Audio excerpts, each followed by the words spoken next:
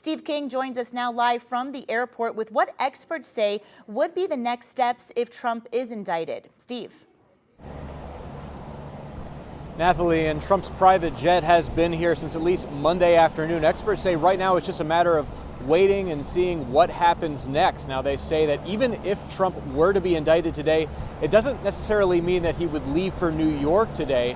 His defense team and the prosecution could negotiate a surrender that would happen at some point in the coming days. Now, former Department of Justice Criminal Division trial attorney Richard Serafini says right now the grand jury is hearing evidence, and it's unclear whether any more witnesses are testifying today. But Serafini says all signs point to Trump likely being indicted soon, but the public might not hear about it until after an arrest warrant is signed by the judge.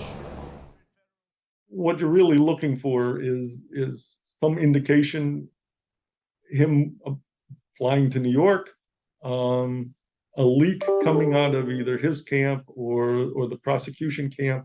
But there probably will not be anything official in terms of an announcement, a press release, a press conference, anything of that nature until it's appropriate to disclose it, which is very close to the time that he will be appearing in court for his arraignment, assuming there is an indictment.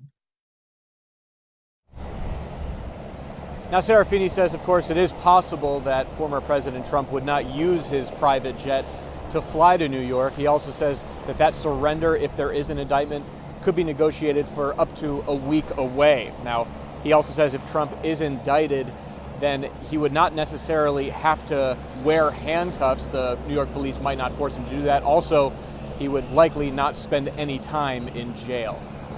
Reporting live in West Palm Beach, Steve King, WPBF 25 News.